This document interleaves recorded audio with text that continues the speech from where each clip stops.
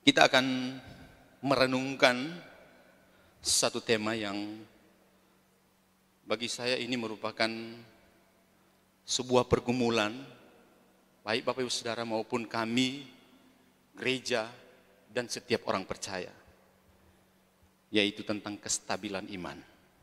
Jadi tema pada minggu ini, tetap pelihara iman. Kita mau belajar dari jemaat di Smyrna. Kali ini kita akan, sepanjang bulan ini kita akan merenungkan tentang pesan Allah Tuhan Yesus melalui malaikat kepada 7 jemaat. Tapi tidak kita cover semua 7 jemaat, kita pilih ada 4 jemaat. Dan untuk minggu ini kita mau belajar dari jemaat di Smyrna. Ya, kita mau belajar jemaat di Smyrna. Saudaraku yang dikasihi Tuhan, sebelum kita membaca firman Tuhan, saya ingin mengatakan bahwa ketika kita datang ke dunia ini atau lahir di dunia ini, yang terdengar pertama-tama di dalam kehidupan kita itu adalah tangisan. Benar enggak ya? Kalau anak lahir tidak menangis itu ada problem. Makanya suster atau yang menolong ketika anak tidak lahir dia harus membuat anak itu harus menangis. Saudaraku yang dikasihi Tuhan, seorang pengkhotbah pernah mengatakan begini, ketika anak lahir ke dunia ini dengan tangisan, itu berarti secara tidak langsung dia sedang berhadapan dengan satu realitas sepanjang hidupnya, berhadapan dengan krisis dan masalah. Lepas benar atau tidak benar, kata seorang pengkhotbah ini, tetapi saya percaya bahwa tidak ada orang di dunia ini yang tidak ada masalahnya. Tapi syukur kepada Tuhan, kita adalah orang-orang yang sangat berbeda dengan dunia. Kenapa? Karena orang di luar sana mengatakan orang Kristen itu adalah orang yang gila. Di tengah-tengah persoalan hidup dan tekanan krisis disuruh bersuka cita. Kata orang dunia, orang Kristen adalah orang yang gila. Ya memang Paulus bilang, tidak apa-apa aku, lebih baik aku menjadi seperti orang gila. Yang penting gila untuk Injil Kristus. Terserah orang mau pandang apa kepada Paulus. Mau bilang dia orang gila. Tapi yang dia tahu bahwa apa yang disampaikan kepada umat Tuhan, kepada surat-surat yang ditujukan kepada jemaat-jemaat, itu adalah untuk kebaikan jemaat dan itu kebenaran Allah. Saudaraku yang dikasihi Tuhan, saya ingin menyampaikan begini. Kita ini adalah orang beriman, namun kadang kita tidak tahu bagaimana menerapkan iman dalam situasi tertentu. Benar atau betul? Saudara akan mengatakan amin. Gitu loh. Kenapa? Karena misalnya dalam krisis keluarga atau krisis finansial atau krisis apapun, iman itu bukanlah sekedar sarana untuk memperoleh keselamatan yang Tuhan anugerahkan kepada kita. Ingat baik-baik. Iman itu bukan hanya sekedar sarana yang Tuhan anugerahkan kepada kita untuk memperoleh keselamatan. Kenapa saya katakan begitu? Karena iman juga adalah sarana yang mutlak untuk tetap hidup di dalam pimpinannya. Secara spesifik iman dibutuhkan di dalam menghadapi krisis yang melanda setiap insan yang ada di dunia ini. Secara khusus orang percaya. Itulah iman. Sekali lagi, iman diberikan oleh Tuhan kepada kita itu bukan hanya sarana keselamatan, tetapi iman diberikan kepada kita untuk supaya kita mampu bertahan di dalam setiap tekanan dan krisis yang ada. Ingat baik-baik. Itulah iman. Maka Bapak Ibu Saudara, nanti sebentar saya akan singgung, tapi saya akan singgung di awal. Seorang pengkhotbah pernah berkata begini, saudara tidak perlu membutuhkan iman yang besar kepada Tuhan. Yang saudara butuhkan adalah membutuhkan iman yang benar. Sekalipun iman yang kecil seperti biji sesawi, kalau kau beriman kepada iman yang benar, apapun yang kau peroleh, kau akan berjalan dengan penuh sukacita. Saya tertegun dengan perkataan seperti ini, Bapak Ibu Saudara. Kenapa? Karena sering kali kita mengatakan, imanmu harus besar, imanmu harus besar. Tapi ketika Yesus berhadapan dengan murid-muridnya, Tuhan berkata, sekalipun engkau imanmu seperti biji sesawi, engkau sanggup memindahkan gunung. Artinya apa? Yang dibutuhkan kepada kita adalah iman yang benar, bukan iman yang besar. Kalau engkau memiliki iman yang besar, tetapi kau beriman kepada iman yang salah, maka apapun yang engkau jalani, engkau akan menggerutu, engkau akan kecewa, engkau akan menolak Tuhan. Kenapa? Karena itu realita. Dan Tuhan sudah gariskan di dalam seluruh kehidupan saudara dan saya.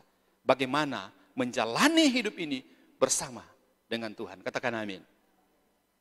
Mari Bapak Saudara, kita akan membaca firman Tuhan. Kita akan belajar ya dari firman Tuhan di dalam kitab Wahyu 2 ayat 8 sampai 11 ya. Saudara-saudara, ini yang memberikan pertanyaan sebelum kita membaca firman Tuhan ini. Ini pertanyaan peralihan. Bagaimana caranya kita keluar dari tekanan dan krisis kehidupan? Bagaimana caranya? Terlalu banyak di dalam Alkitab. Tapi kali ini kita akan membaca di kitab Wahyu pasal 2 ayat 8 sampai 11. Ya, kita mau belajar jemaat di Sardis. Baik, kita akan membaca Wahyu 2 ayat 8 dan 9. Bapak Saudara yang ada di rumah, di tempat ini membaca ayat yang ganjil. Dan saya akan membaca ayat yang genap. Wahyu 2 ayat 8 dan 9, beginilah firman Tuhan. Dan tuliskanlah kepada malaikat jemaat di Smyrna. Ya, inilah firman dari yang awal dan yang akhir, yang telah mati dan hidup kembali.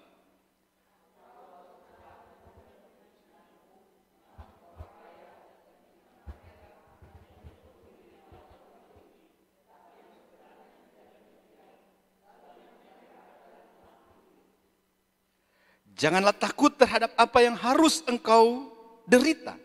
Sesungguhnya iblis akan melemparkan beberapa orang dari antaramu ke dalam penjara, supaya kamu dicobai dan kamu akan beroleh kesusahan selama 10 hari. Hendaklah engkau setia sampai mati, dan aku akan mengaruniakan kepadamu mahkota kehidupan. 11. Bertelinga, hendaklah ia mendengarkan apa yang dikatakan Roh kepada jemaat. Barang siapa menang, ia tidak akan menderita apa-apa oleh kemuliaan. Saudara-saudara, kitab Wahyu adalah kitab disebut apokaliptik. Ya. Kalau kita membaca kitab Wahyu, sebetulnya ada 3 genre ya. Saya kemarin dikritik sama Pak Yosef, betul ya, genre ya. Kalau di musik pasti tahu itu, ya, genre ya, jenis-jenis musik. Tetapi di Alkitab Wahyu itu ada 3 genre yang perlu kita ketahui sebelum saya jelaskan ini. Kira-kira Wahyu 2 ayat 8 sampai 11 masuk di genre seperti apa? Sehingga kita tidak salah menafsirkan kitab Wahyu, karena kitab Wahyu penuh dengan simbol, ya. Nah, Bapak Ibu Saudaraku yang dikasihi Tuhan, genre yang pertama adalah berbentuk surat kiriman. Kalau kita lihat surat-surat kiriman juga ada di dalam kitab Wahyu. Genre yang kedua adalah bersifat nubuatan. Di kitab Wahyu penuh dengan nubuatan. Dan genre yang ketiga itu sebagai apokaliptik, ya, apokaliptik. Apokaliptik itu adalah merupakan satu penyataan Allah secara langsung kepada Yohanes, dan dia kemudian memberitahukan secara langsung. Seringkali orang Kristen itu memberi nama itu rema, gitu loh. Tetapi ini adalah firman Tuhan, maka saya mengatakan Roh Kudus, malaikat memberikan inspirasi, memberikan pesan langsung kepada Yohanes, sehingga dia menyatakan kalimat-kalimat profetik yang disebut dengan apokaliptik. Itu kitab Wahyu. Makanya kalau Bapak Ibu Saudara lihat kitab Wahyu itu penuh dengan simbol. Berbicara soal apokaliptik. Ada simbol 66, ada simbol angka, simbol binatang, itu ada semua di kitab Wahyu. Nah, saudara-saudaraku yang dikasihi Tuhan, kitab Wahyu 2 ayat 8-19 ini merupakan bagian dari genre surat kiriman. Gitu loh. Surat kiriman yang memang diberikan kepada Yohanes, kemudian dituliskan merupakan pesan dari Yesus Kristus melalui malaikatnya dan diteruskan kepada ke-7 jemaat. Ini pesan Tuhan dari malaikat Tuhan dan ditujukan kepada 7 jemaat. Nah, saudara-saudara yang dikasihi Tuhan kita Yesus Kristus, sehingga kita harus menafsirkan selayaknya kita menafsirkan seperti surat-surat yang ditulis oleh Paulus kepada jemaat-jemaat yang ada. Ya, kita harus melihat dari konteks itu supaya kita tidak melihat secara kadang-kadang memaksakan untuk membuat satu penafsiran alegoris, padahal kitab itu tidak sedang berbicara mengenai itu. Nah, jemaat Smyrna, Bapak Ibu Saudara, adalah contoh yang sangat baik tentang memelihara iman. Karena kalau Bapak Ibu Saudara baca di dalam 7 surat penting kepada 7 jemaat di dalam kitab Wahyu, jemaat Smyrna adalah satu jemaat yang tidak mendapatkan teguran dari Tuhan Yesus. Coba perhatikan. Dia itu merupakan jemaat Smyrna itu merupakan jemaat yang betul-betul memang memiliki satu pemahaman dan kedewasaan di dalam menjalankan iman mereka. Hanya saja memang jemaat Smyrna merupakan jemaat yang tantangannya itu begitu besar dibandingkan dengan jemaat-jemaat yang lain. Kenapa saudaraku? Kita lihat. Ya. Jemaat Smyrna ini merupakan jemaat yang disebut dengan mahkota atau bunga Asia. Ya. Mahkota atau bunga Asia. Ya. Kita lihat ada di gambar di slide, bisa tampilkan. Nah, saudara, kenapa disebut mahkota dari Smyrna?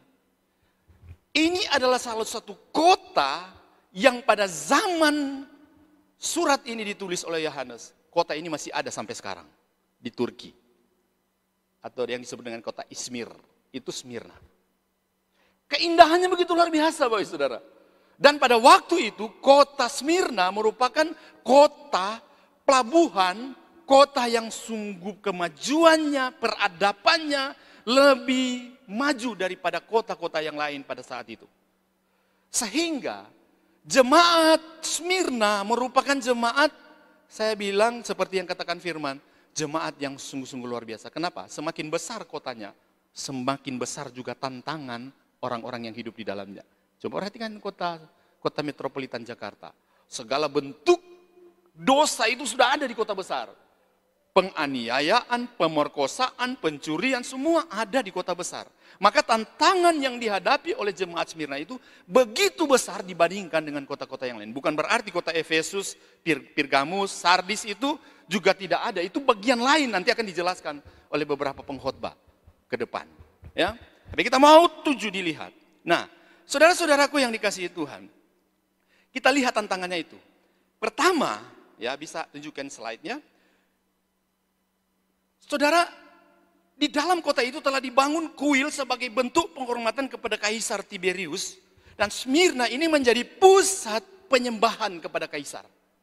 Dan ini tantangan. Ingat pada waktu Sadrak, Mesak, dan Abednego. Tantangan yang sama ada di jemaat Smyrna. Kenapa? Kalau di Sadrak, Mesak, dan Abednego dan Daniel pada waktu itu harus menyembah raja kan? Dan mereka memilih menyembah kepada Allah. Sama. Hukum yang diterapkan oleh pemerintah Romawi, kalau engkau tidak menyembah Kaisar sebagai Allah, sebagai Tuhan, engkau akan dibunuh, disalib, atau disiram dengan teh panas, atau masuk di dalam koslium itu yang besar dan dilepaskan singa yang lapar selama 1 minggu. Bayangkan. Nah, orang-orang percaya pada waktu itu, tantangannya sangat luar biasa. Antara mempertahankan iman mereka atau mereka mau menyembah Kaisar. Ini wujud pergumulan jemaat Smyrna. Walaupun jemaat-jemaat lain juga mengikuti karena jemaat Sardis, Pergamus itu bagian dari jajahan Roma. Tantangan yang sama, tetapi di sini kita lihat kuil-kuil yang ada. Kita lihat bagaimana dewa-dewa itu berseleweran di jemaat Smyrna. Gitu. Yang berikutnya, slide berikutnya. Saudara-saudaraku, setiap tahun, bukan cuma itu, setiap tahun seorang warga Roma harus membakar dupa bagi Kaisar dan berkata Kaisar itu adalah Tuhan. Ya, ini adalah ekspresi kesetiaan secara politik ketimbang sebuah ketika mereka masuk di dalam penyembahan sebagai orang yang percaya kepada Tuhan, mereka harus memilih antara mau turut pada politik yang ada atau mereka tetap konsisten di dalam iman mereka. Dan ini sebagai tantangan. Ya, kalau kita sekarang ini berbeda tantangannya, ya. Nah, setiap tahun warga harus menghormati dan membakar dupa karena Kaisar adalah Tuhan. Itu saya bilang. Dan setelah beberapa puluh tahun, kalau saya bilang ya, ribu tahun dilewati, saat ini Smyrna dikenal sebagai Izmir atau kota ketiga terbesar di Turki. Itu Smyrna. Izmir itu dalam bahasa rumpun bahasa Arab. Tapi dalam bahasa Yunani, Romawi memakai bahasa Smyrna. Izmir itu sama seperti mur, ya. Kata yang digunakan ketika para Majus mempersembahkan korban kepada bayi Yesus pada waktu itu. Mur itu kata Smyrna. Jadi mur, bau harum. Tetapi dia itu juga merupakan satu bahasa yang diterjemahkan menggambarkan pahit, kepahitan. Jadi pahit dalam pengertian bahwa itu, apakah itu penafsir mengatakan itu buah atau buah sumber mur yang pahit.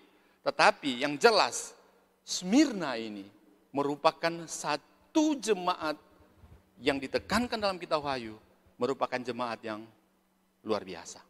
Ya, tetapi ada tantangan penganiayaan, ada tantangan krisis tekanan hidup yang mereka hadapi sehingga mereka harus kuat ya untuk menghadapi. Nah, saudara-saudaraku yang dikasihi Tuhan kita Yesus Kristus. Sekarang kita mau melihat 3 kebenaran tentang bagaimana memelihara iman ketika di bawah tekanan. Ya. 3 kebenaran. Bagaimana memelihara iman di tengah krisis dan tekanan hidup. Saudara, sebenarnya secara umum surat kepada jemaat di Smyrna ini nasihat agar mereka tidak mudah takut, tetap setia, dan mereka harus mendengar dan memperhatikan firman Tuhan. Karena keadaan dan situasi yang sudah saya sebutkan tadi. Mereka dituntut itu. Tujuan surat ini disampaikan supaya mereka tetap konsisten, tetap taat, tetap setia kepada Tuhan di dalam menghadapi tekanan dan krisis yang terjadi di kota Smyrna. Yang terjadi berhubungan dengan politik, yang terjadi dengan keadaan yang di sekitar kita. Nah, saudara yang dikasihi Tuhan, kita mau mengajar pelajaran yang pertama bagaimana kita bisa dapat memelihara iman. Jemaat yang pertama, poin yang pertama adalah iman yang berkualitas adalah iman yang berani dan sanggup melewati ujian. Amin ya. Jadi bagaimana saudara dapat melihat, mengukur iman saudara? Saudara bisa tahu sampai sejauh mana saudara iman saudara. Kualitas iman saudara adalah dibuktikan ketika saudara berhadapan dengan tekanan hidup. Saya ingin katakan bahwa manusia itu diciptakan dengan akal logika, hikmat bijaksana Tuhan berikan kepada saudara dan saya. Tetapi tatkala ketika kita menghadapi tekanan dan krisis kehidupan, akal sehat kita itu mulai diuji. Ketika krisis terjadi, kadang-kadang akal sehat kita itu tidak berjalan. Sehingga kita berani melewati, melanggar, dan benar-benar kadang menyalahkan orang lain, kadang-kadang menyalahkan diri sendiri. Oleh karena tekanan hidup yang terjadi, akal sehat kita mulai tidak berjalan dengan baik. Nah, bagaimana akal sehat itu bisa kembali kepada rule yang sebenarnya? Itulah iman, saudara. Pada waktu kami di dalam perkumpulan dewasa muda, waktu Pak Hosi masih berada dengan kami, pada waktu kami persekutuan, saya dengar Pak Smiley pernah berkata begini, setiap manusia itu ada kadalnya. Maksudnya adalah, kadal itu bisa muncul tatkala berada di dalam satu situasi yang mengancam hidup. Sehingga kita emosi dan kadang-kadang keluar kata-kata busuk, kadang-kadang bertindak tanpa sadar, menempeleng istri, mengumpat suami, itu kadal. Saya mengerti apa yang dikatakan oleh Pak Smiley. Kenapa? Karena kita memang makhluk berdosa. Nah, bagaimana caranya meminimalisasi supaya kadal itu tidak keluar iman kita kepada Tuhan. Saudara-saudaraku, kadang ketika saya ketemu dengan beberapa orang yang kemudian menyesal dengan perbuatannya, mengatakan begini, Pak, saya terlanjur memukul istriku, padahal saya tahu itu kebenaran. Nah itu, di saat emosi, ketika muncul segala sesuatu, akal sehat kita itu tidak berjalan dengan baik. Maka cara satu-satunya untuk menguji akan iman saudara, kualitas iman saudara, adalah ketika berhadapan dengan tekanan dan krisis hidup. Saudara harus mengambil iman itu, memelihara iman itu yang sudah dianugerahkan kepada saudara, untuk terus melihat dari sisi bahwa saudara itu sudah berada di dalam kasih karunia Tuhan. Saudara-saudaraku yang dikasihi Tuhan, iman yang berkualitas adalah iman yang berani dan sanggup melewati ujian. Wahyu 2 ayat 8-10b itu memberitahukan kita dengan jelas. Karena iman tanpa pengujian tidak terbukti kualitasnya. Benar ya? Kalau saudara sudah pegang smartphone sekarang ini, itu sudah melewati ujian. Makanya kalau branded Samsung, maafkan kalau saya sebut ya, Samsung, iPhone dan merek-merek branded lainnya, itu sudah melewati ujian kualitas. Maka setiap tahun itu ada keluar yang baru, karena ketika mereka menguji, memperoleh kualitas, menambah kualitas dan sebagainya, itu ujian. Saya pernah melihat YouTube, mobil-mobil yang mewah itu ditabrakan untuk menguji bagaimana kehebatan mobil itu. Mercedes-Benz, apalah ya, mobil-mobil yang mahal itu ya. Jadi itu ditabrakan langsung, pernah dilihat ya? Nah, itu menguji kualitas. Demikian juga saudara dan saya. Bagaimana saudara bisa kuat menghadapi tekanan hidup di dunia ini? Harus ada ujian. Dan ujian ini diberikan kepada kita oleh Tuhan. Tuhan tahu saudara sanggup melewatinya. Karena Tuhan tidak pernah memberi ujian, mengizinkan tekanan hidup melebihi dari kekuatan manusia. Amin. Dan inilah merupakan satu proses untuk kita bisa pahami lebih dalam ketika ada problem, masalah yang terjadi dalam kehidupan saudara. Saudara ambil dari sisi positif bahwa Tuhan sedang menguji saudara. Bagaimana saudara berkata, aku diberkati, baru aku telah diselamatkan, aku jadi seorang pemenang. Tapi ketika krisis melanda, kita menjadi orang yang ciut. Saudara, di Romawi zaman dahulu itu ada penerapan, sampai sekarang pun ada beberapa negara termasuk, nggak tahu Indonesia ada enggak. Tentara Romawi ketika mereka mengakui bahwa mereka akan pergi ke medan perang, mereka tidak bisa mundur. Kenapa? Di-share saya, kalau dia bilang itu di dalam ilmu kemiliteran itu, kalau orang yang kemudian sudah mengakui untuk masuk di dalam medan perang, kemudian mundur, kalau di Romawi, itu akan dihukum. Dihukum bukan hukum sembarangan gitu loh. Saudara-saudaraku yang dikasihi Tuhan, ketika saudara, ibarat kita saudara sudah mengaku Yesus sebagai Tuhan dan Juru Selamat, engkau mengatakan, Tuhan aku mau menjadi anakmu. Tuhan berkata, kalau engkau menjadi anakmu, engkau harus memperhatikan apa yang kukatakan, atau bahasa klasiknya, engkau harus taat seperti apa yang kukatakan. Dan engkau siap memikul salib. Berarti kita sudah masuk di dalam medan perang yang sesungguhnya. Kita berperang bukan melawan badan, bukan melawan jasmani, tapi kita melawan roh-roh di udara. Dan ini adalah merupakan satu penyataan Yesus kepada saudara dan saya. Bagaimana saudara bisa sanggup melewati tekanan-tekanan hidup? Maka ada latihan, ada ujian. Dan ketika kau sanggup melewati ujian, maka engkau akan mendapatkan reward dari Tuhan. Karena semua ujian yang diizinkan Tuhan, Roma 8 ayat 28, segala sesuatu mendatangkan kebaikan bagi kita. Amin? Amin. Saya tidak akan menyinggung corona. Karena saya sudah pikir, udahlah, saudara sudah bisa memikirkan kemana arah bicara, saya tidak perlu singgung. Tapi saya sudah singgung juga corona. Gitu. Saya sebetulnya nggak akan menyinggung lagi itu. Karena kita semua sudah merasakan dan sudah melewati bersama-sama. Hanya pola pikir kita lah, bagaimana cara untuk kita berhadapan. Kalau kita menganggap ini sebagai tekanan hidup, ya iya. Kalau kita menganggap ini sebagai ujian, ya iya. Segala sesuatu yang ada di depan kita, Jangan kira kita akan mulus saja. Tuhan tidak akan pernah berjanji bahwa dia akan memberikan hujan terus menerus. Dia akan memberikan panas terus menerus. Enggak.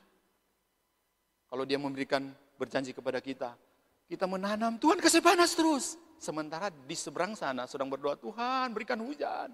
Gitu loh ya. Tuhan, saya menanam tanaman, saya mau minta hujan. Tapi di seberang sana sedang berdoa, Tuhan minta panas Tuhan supaya tidak banjir. Dilema, kalau kau jadi Tuhan, kau dilema. Iya benar. Pernah nonton Bruce Almighty?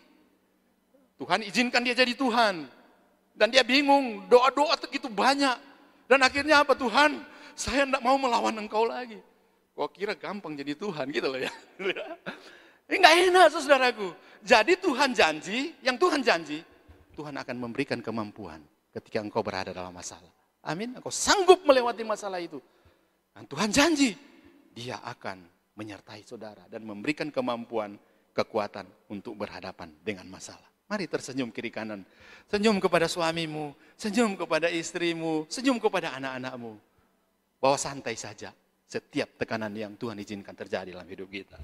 Nah, saudaraku yang dikasihi Tuhan, ada satu kalimat yang saya tulis, ya. Saya sudah singgung tadi. Tuhan tidak membutuhkan kita memiliki iman yang besar. Tuhan menghendaki kita memiliki iman yang benar. Sebab dengan iman yang benar, iman sekecil apapun, maka iman itu akan tetap bertahan karena memiliki fondasi yang benar. Saudara-saudaraku yang dikasihi, tidak ada orang sanggup melewati. Setiap kita itu menangis dengan rintihan air mata berhadapan dengan setiap problem kehidupan. Sampai ada seorang ibu berkata, Pak Pendeta, mataku sudah habis untuk menetes karena terlalu berat beban hidup. Bawa santai dengan hidup. Kita cuma hanya membutuhkan iman yang benar. Kepada siapa engkau beriman? Menentukan bagaimana cara pola hidupmu menjalani hidup ini. Jika engkau beriman dengan iman yang salah, maka engkau akan menggerutu. Engkau akan terus menolak Tuhan. Engkau mengatakan, Tuhan kalau engkau baik, kenapa engkau izinkan penderitaan? Ketika Ayub memiliki iman yang benar, sahabat-sahabatnya memiliki iman yang besar. Ayub berkata, kalau kamu mengerti di dalam konteks bahwa saya menderita, coba seperti Ayub mengatakan, coba kau jadi saya. Akhirnya kemudian dia mendengar juga ngomelan sahabat-sahabatnya. Di akhir itu Ayub berkata, dari kata orang saja aku mengenal engkau Tuhan. Sekarang aku mengalami bahwa engkau Tuhan Allah yang Maha Kuasa. Yang aku tahu, I know, yang aku tahu, penebusku hidup. Dia beriman kepada iman yang benar. Apakah masalah langsung hilang, Ayub? Enggak, ada proses. Tetapi proses ending dari setiap permasalahan, ujian yang Tuhan izinkan terjadi adalah sukacita dan damai sejahtera. Saudara-saudaraku yang dikasihi Tuhan, orang percaya harus memiliki iman yang benar. Sekalipun ia memiliki iman seperti biji sesawi, ia tetap survive karena ia memiliki iman yang benar. Tidak peduli berapa besar keyakinan kita, namun kalau kita yakini itu keliru, maka iman kita akan tetap goyah. Kalau iman apa yang kita imani itu keliru, iman kita akan goyah. Sebaliknya, walaupun iman kita kecil dan mungkin ada keraguan di dalamnya, maka selama kita beriman pada iman yang benar, maka kita akan baik-baik saja. Ini problem. Ketika Petrus katanya memiliki iman yang besar. Tapi ketika kesini dia memahami, saya harus memperbaiki iman saya kepada iman yang benar. Ketika dia mengetahui ini, dia sanggup dan dia berdiri di garis depan. Dan dia mengatakan, Tuhan, aku menjadi pembelamu paling depan untuk membela engkau ketika ada orang yang mau mengkhianati engkau, Tuhan. Tapi Tuhan kemudian berkata, imanmu memang besar, tetapi engkau harus kembali kepada iman yang benar. Tapi ketika Petrus mengalami iman yang benar, di samping sungai, dia yang dulu melihat Yesus datang menghampiri dia. Dan apa yang keluar dari mulut Petrus? Aku akan agape kepadamu.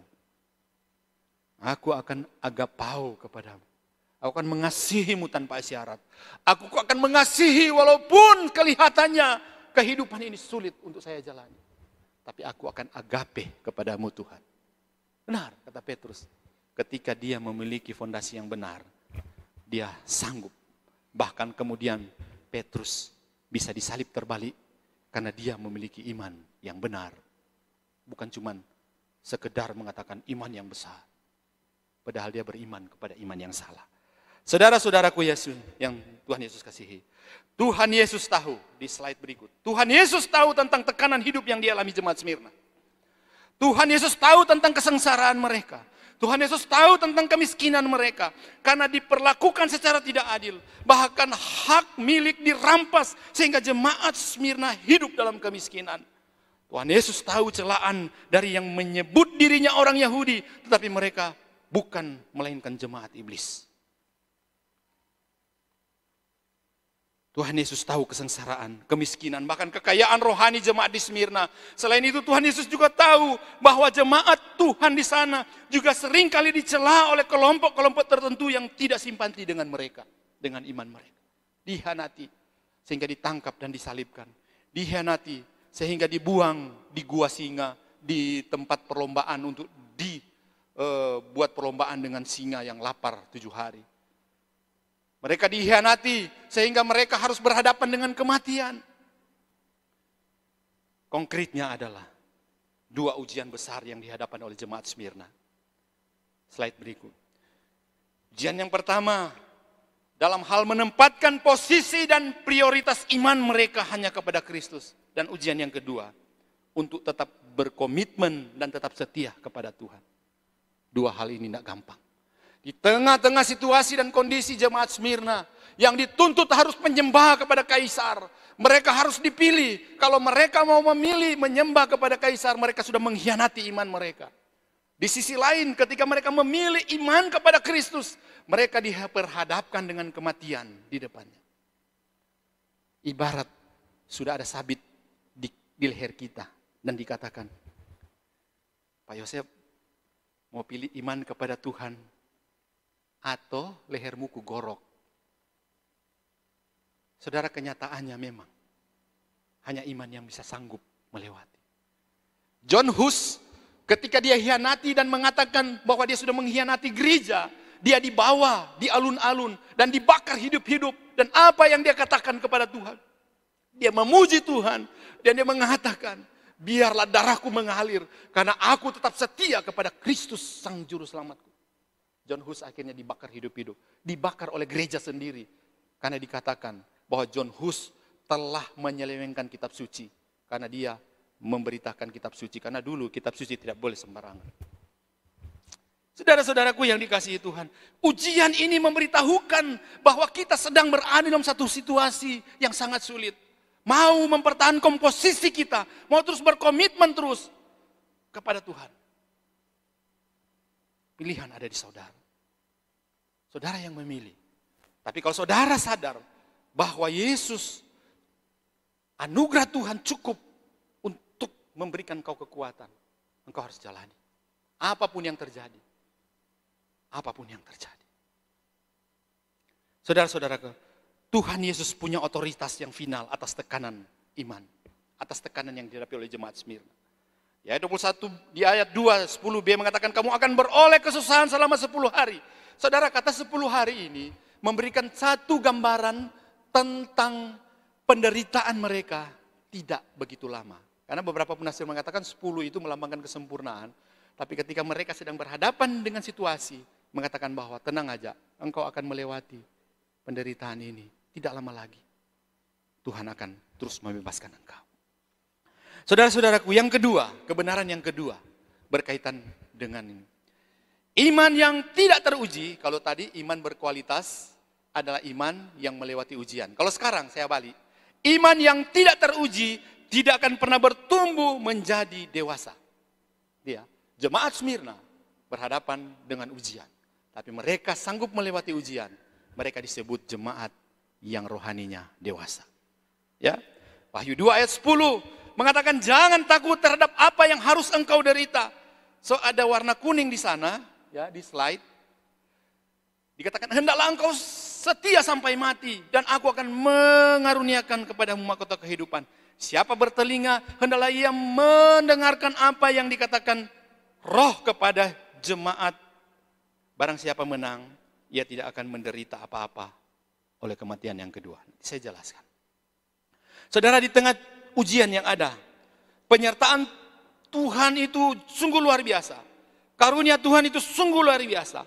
Jemaat Smyrna adalah jemaat yang dewasa secara rohani. Kenapa? Karena secara sederhana mereka melakukan segala sesuatu dengan benar. Saudara silakan membaca kembali. Mereka melakukan itu dengan benar. Ya, makanya jemaat Smyrna adalah satu jemaat yang tidak ada celaan dari Tuhan. Semua hal di atas dibuktikan dengan perkataan firman bahwa Tuhan Yesus sangat mengenal jemaat di Smyrna. Kalau Tuhan Yesus mengatakan, aku kenal engkau miskin memang. Aku kenal kerohanianmu. Aku kenal engkau seperti ini. Aku kenal seperti ini. Kalian bisa dapat menyimpulkan seperti apa ketika Tuhan Yesus mengatakan itu? Ayo, siapa yang bisa berani jawab? Saya mengatakan ini. 3 kebenaran dari gereja kita. Yang pertama apalah? Intimate with God. Intimasi dengan Tuhan. Bagaimana Tuhan Yesus bisa tahu keberadaan jemaat di Smyrna kalau tidak ada relasi yang baik antara jemaat dengan Tuhan? Itu konkret dan logikanya. Maka Tuhan tahu bahwa jemaat di Smyrna itu miskin. Jemaat di Smyrna sedang menghadapi penganiayaan. Karena mereka terus berseru berdoa kepada Tuhan. Karena mereka dekat dengan Tuhan. Karena dengan intim dengan Tuhan. Secara rohani mereka sedang didewasakan dan menjadi jemaat yang dewasa secara rohani. Luar biasa saudaraku yang dikasihi Tuhan. Di ayat 9 dikatakan Tuhan Yesus tahu bahwa sekalipun mereka sangat susah dan miskin, tetap mereka kaya. Yang dimaksud kaya di sini adalah kaya secara rohani. Walaupun mereka miskin karena mereka ditindas, harta mereka mungkin dirampas oleh tentara Romawi, oleh orang-orang yang tidak menginginkan kekristenan, termasuk juga orang Yahudi yang mencela orang Kristen di sana, mengkhianati orang Kristen sehingga mau dilepaskan di tengah-tengah singa yang kelaparan. Itu harus pengkhianatan orang Yahudi. Tetapi Tuhan tahu saudaraku, mereka kaya. Kaya di sini bukan kaya secara finansial. Mana mungkin orang yang penganiayaan, orang yang sudah dikatakan miskin, kemudian ketika dikatakan kaya dalam konteks secara finansial. Enggak. Di sini yang dimaksudkan mereka kaya secara rohani. Walaupun engkau miskin, engkau kaya. Kaya di sini adalah kaya secara rohani. Dewasa secara rohani. Nah, saya cepat untuk mengatakan ada 2 hal penting yang di slide. 2 hal penting dari nasihat yang diberikan kepada jemaat Smyrna yang merupakan tanda bahwa mereka adalah jemaat dewasa rohani.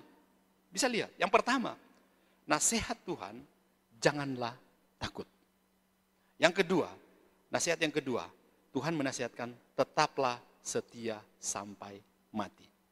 Karena Tuhan tahu mereka itu betul-betul kuat. Jangan saling diganggu oleh segala keadaan yang terjadi di jemaat Smyrna. Tuhan tahu. Maka Tuhan mengatakan, misalnya saya memberikan ilustrasi begini.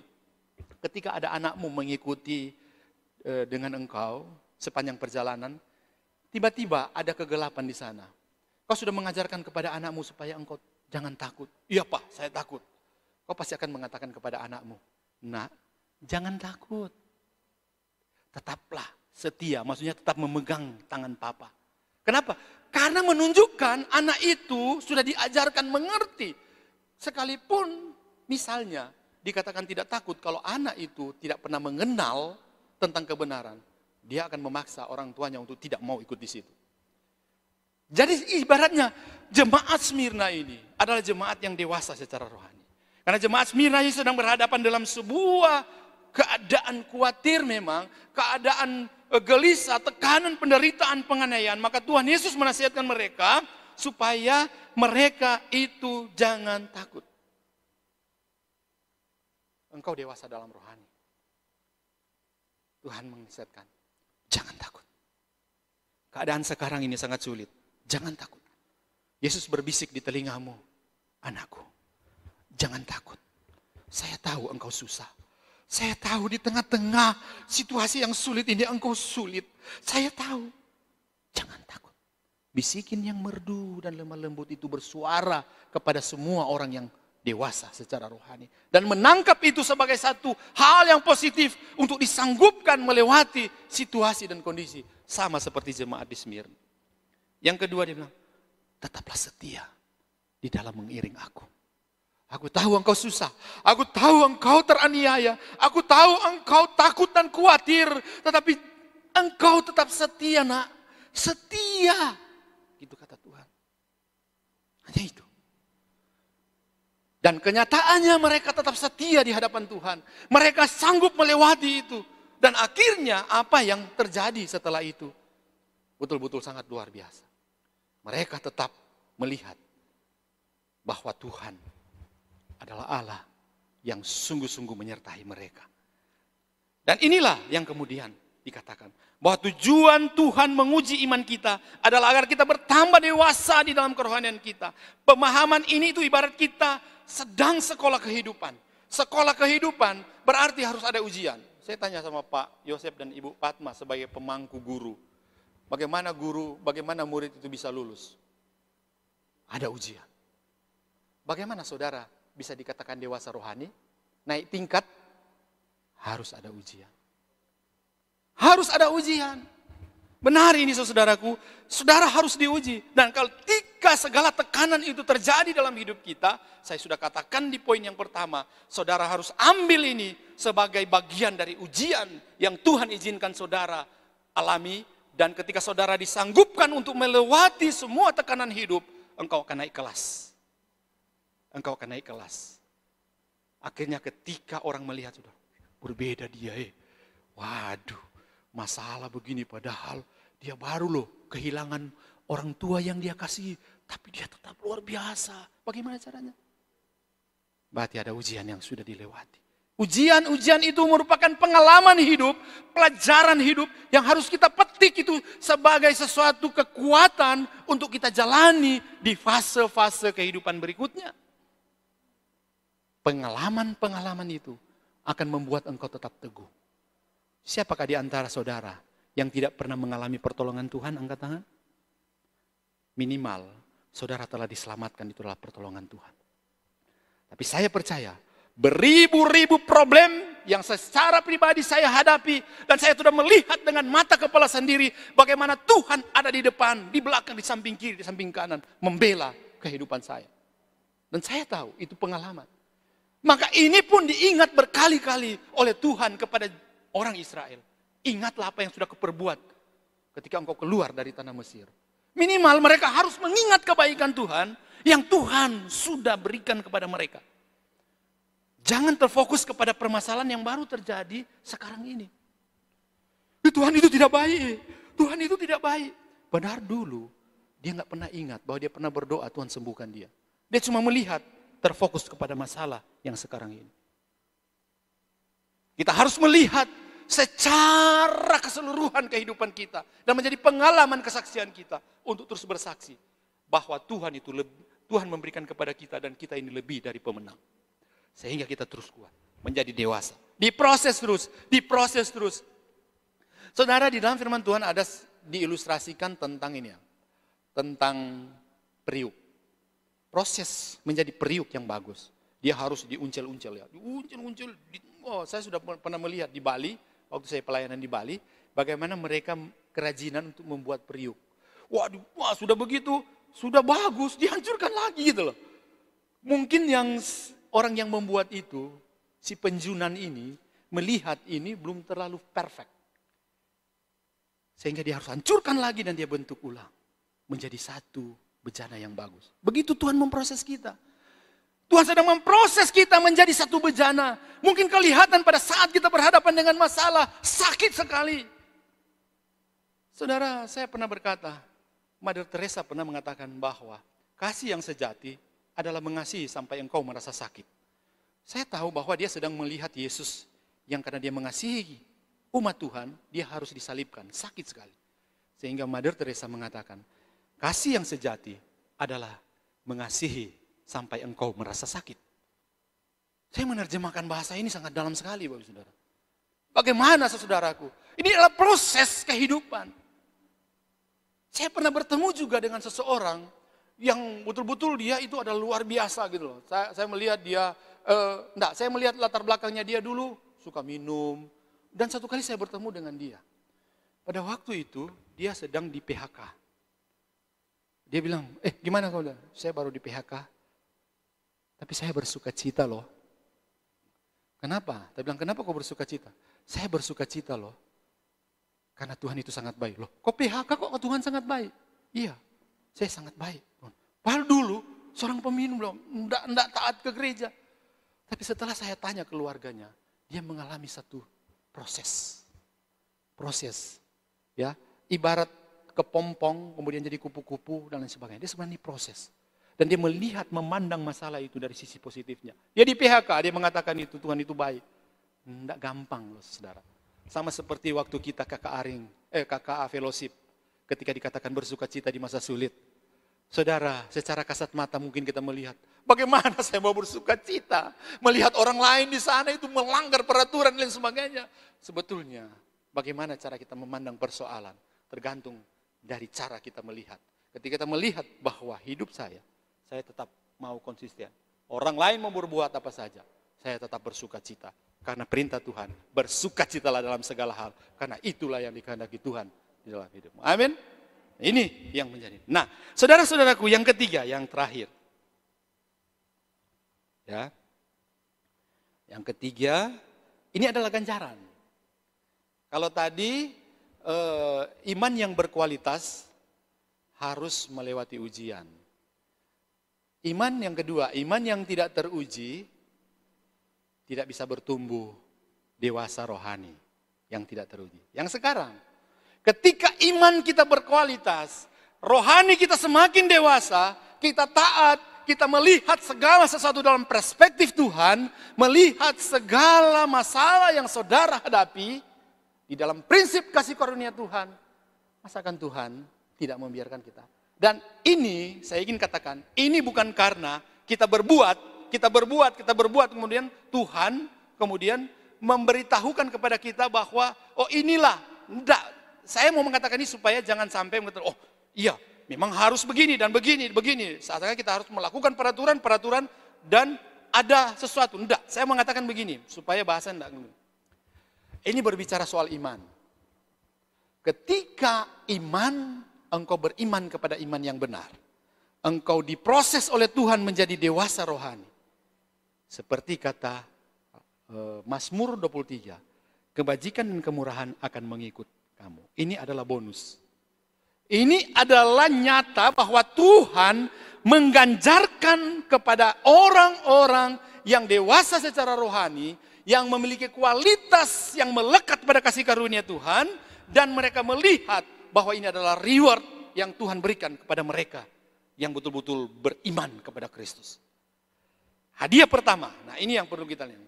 Ya, Wahyu 2:10 ayat 10b dan 11b, dia mengatakan sama, hendaklah engkau setia sampai mati, dan barang siapa menang, ia tidak akan menderita apa-apa oleh kematian yang kedua. Ini merupakan kalimat adjektif untuk memberikan kejelasan bahwa orang yang dewasa rohani, orang yang memiliki kualitas rohani adalah orang yang akan memiliki ini. Gitu ya, akan memiliki rewardnya ini. Nah, reward yang pertama, hadiah yang pertama adalah mahkota kehidupan. Di sini Tuhan tidak mengatakan bahwa ketika engkau dewasa dalam rohani, engkau berkualitas secara rohani, engkau mendapatkan kekayaan, engkau mendapatkan kesehatan. Tidak dibilang di sini. Tapi yang dibilang di sini adalah hadiah bagi orang yang berkualitas iman, yang dewasa secara rohani adalah mahkota kehidupan. Kenapa harus dikatakan begitu?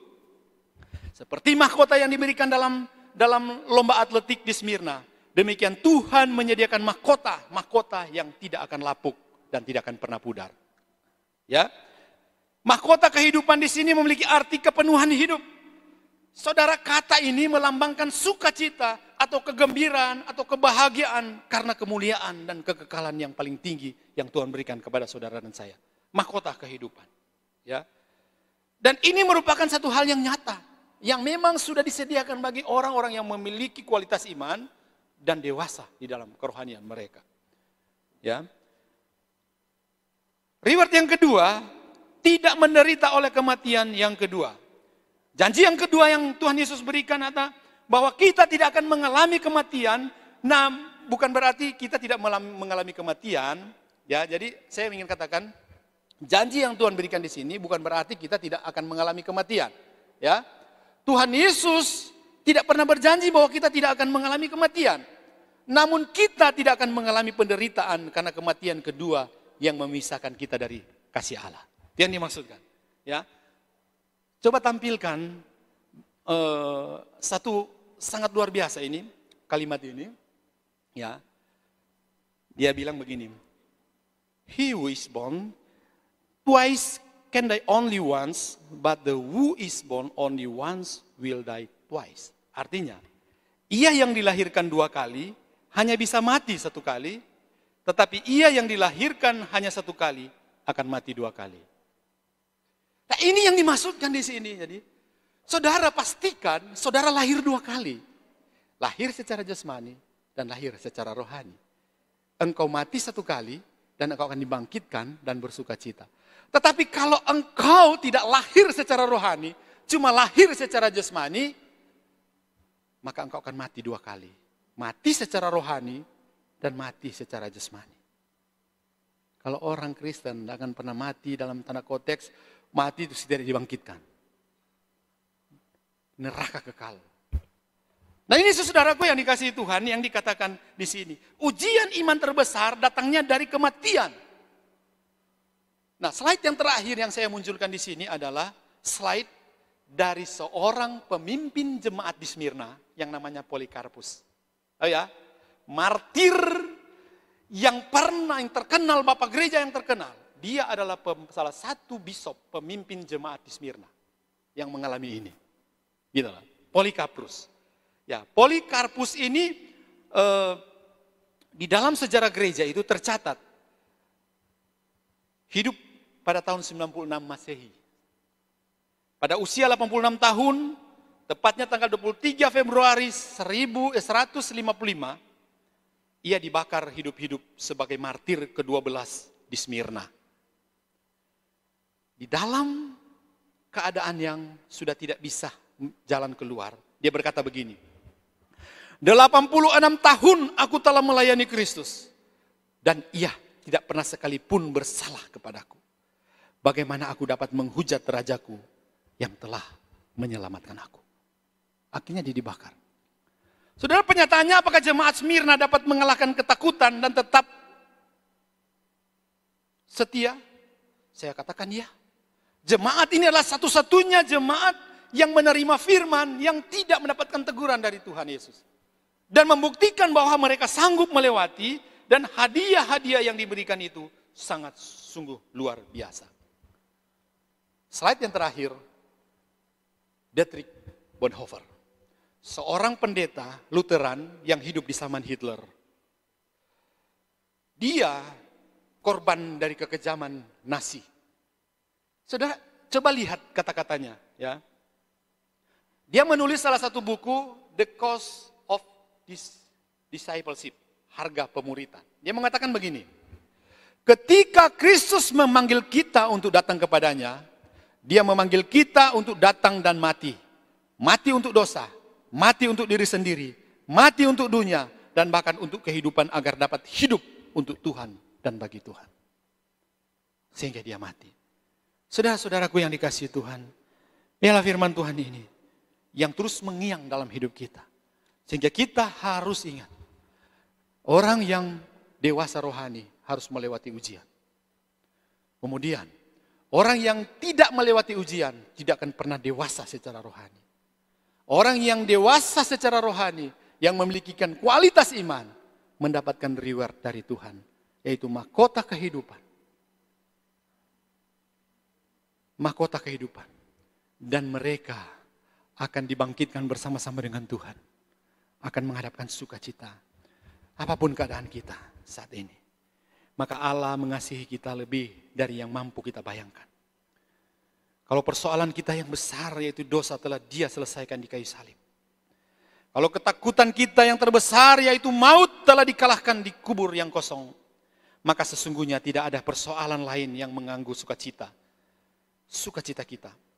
Karena tidak ada yang mustahil di hadapan Tuhan. Mari kita berdoa.